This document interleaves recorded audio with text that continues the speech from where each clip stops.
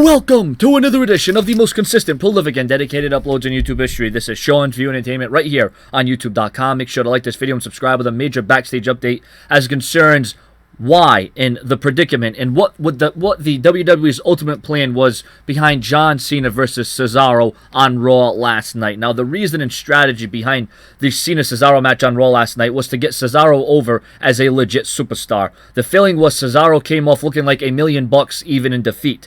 The general feeling is if Cesaro beats Cena on a pay-per-view instead of a Raw, more eyes will be watching the pay-per-view as opposed to the 3 or 4 million people who will tune in to see Raw.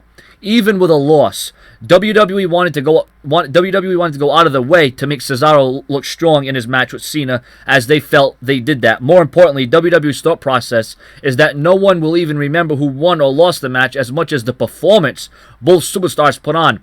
Many backstage felt that this was a candidate for Match of the Year. Furthermore, this match went a long way in establishing Cesaro for the big push the WWE has set out for him. In an exclusive report a few days ago, which I gave my view and opinion of, WWE is going to fast-track his push. Cesaro got way more out of that match than a win. He proved to everyone that he was a pay-per-view main eventer. And that's what the WWE went to get over. You know, there's always these complaints. There's all these moaning and pissing and complaint. Oh, Cesaro lost. Cesaro got buried. Cesaro got destroyed. He got dominated.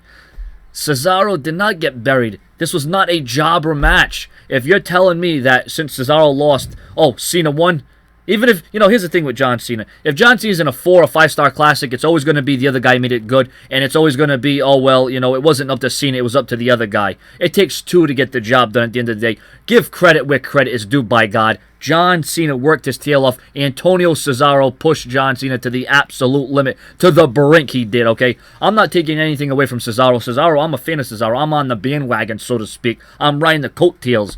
But you know what? John Cena came up with the AA.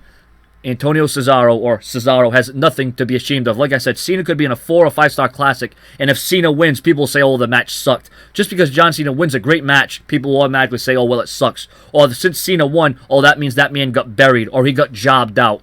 If you think that Cena jobbed out or buried Cesaro last night, you need to do your research. You need to go back in the history. You need to go up on Yahoo, Google. You need to, you know, expertly, get up to date with how wrestling works and you know, what's behind it and the strategy and the comprehensive creative team and everything that goes into a match, okay?